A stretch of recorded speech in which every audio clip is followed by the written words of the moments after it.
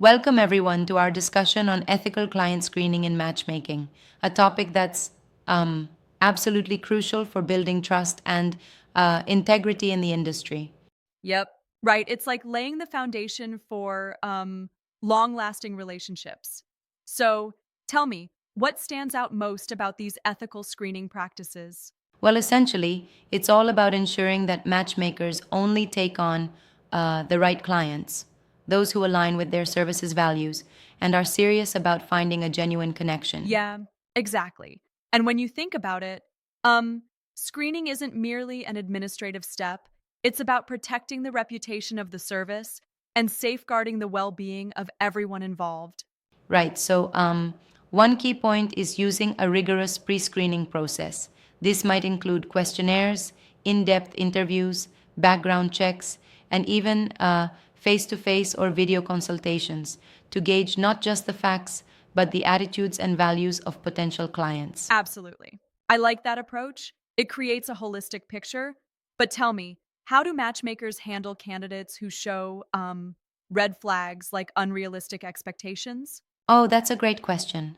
For example, if a client insists on finding a partner with um, an impossibly narrow list of traits, like someone who is supermodel thin and under 30, it often signals that they might be setting themselves up for disappointment.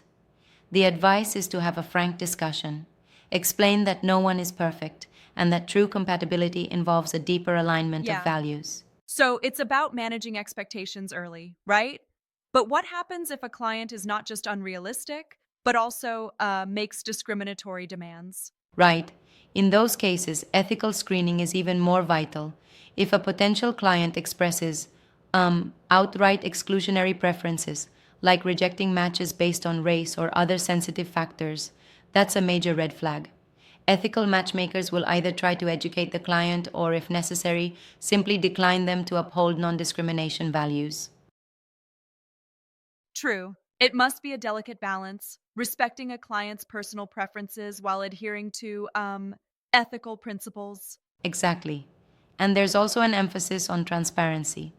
Clients need to know from the outset that um, there are clear terms and limitations in the service.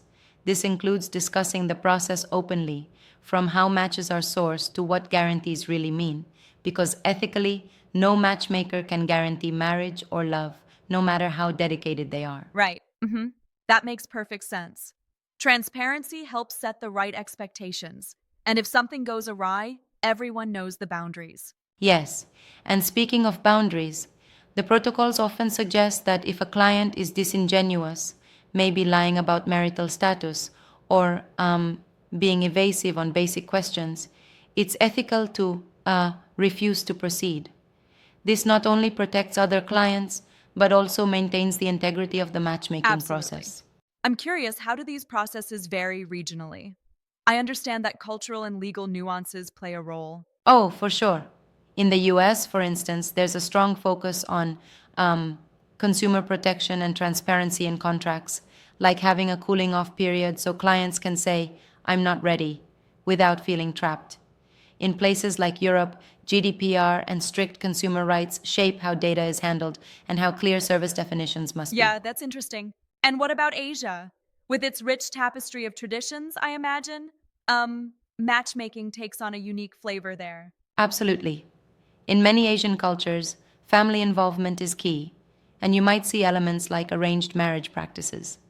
Here, the matching process must respect cultural values, ensuring the client's individual wishes are heard, even if the family has strong opinions. It's a balancing act of tradition and modern ethical standards. Interesting point. So essentially, regardless of the region, the core remains honesty, respect, non discrimination, and safeguarding everyone's interest? Yes, exactly.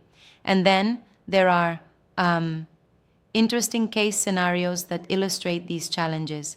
Consider a client like John, who might present an unrealistic ultimatum, demanding his future partner be under 30, model thin, and perfect in every way. A matchmaker must advise him on the impossibility of such criteria while managing his high Right, I can expectations see that tactfully. working. On the flip side, there's also the scenario where a client like Angela might insist on discriminatory criteria. like only dating someone of her own race and making dismissive comments about others. How does a matchmaker ethically deal with that?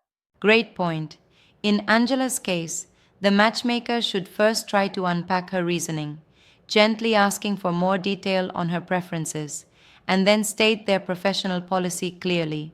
They might say, I can focus on introducing you to matches within your cultural community if that's genuinely the case, but I insist on respectful language and openness if an incredible match happens to fall slightly outside Yeah, that I like strict how it's box. framed as an opportunity rather than an outright rejection. Exactly. It's not about condemning personal tastes outright, but ensuring those tastes don't conflict with ethical and professional standards.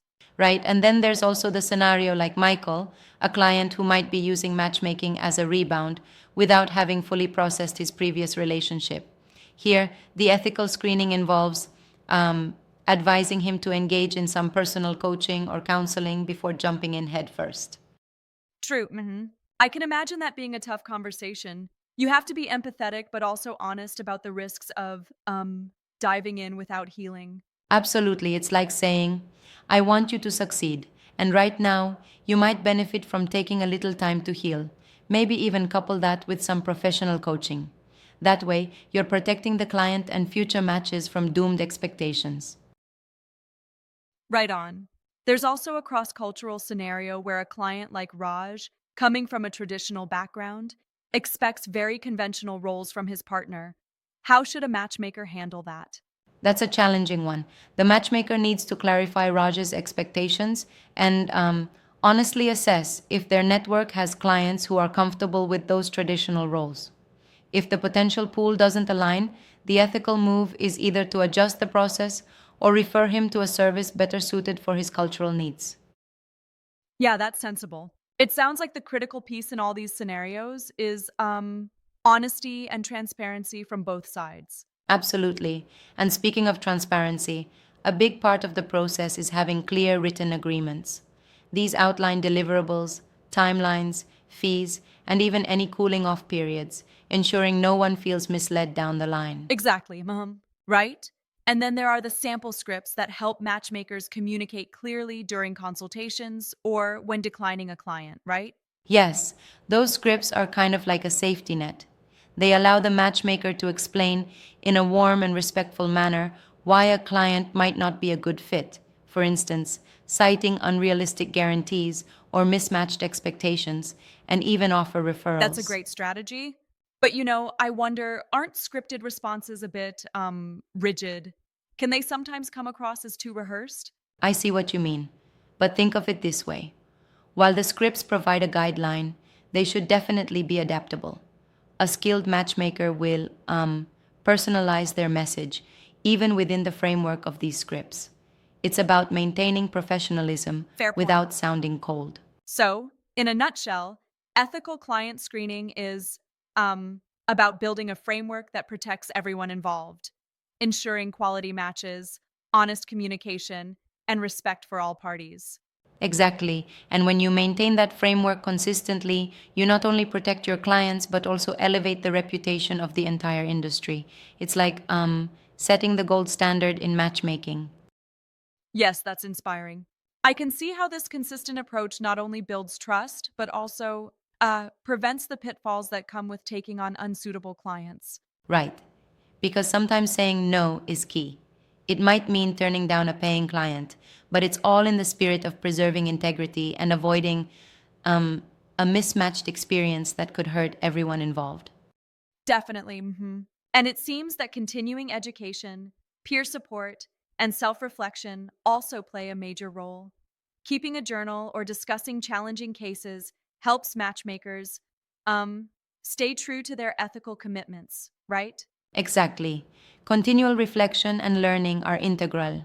The ethical standards are not static, they evolve as new challenges come up, be it the influence of technology or shifting social norms. Staying engaged with peers and ongoing education helps keep those standards high. Right on.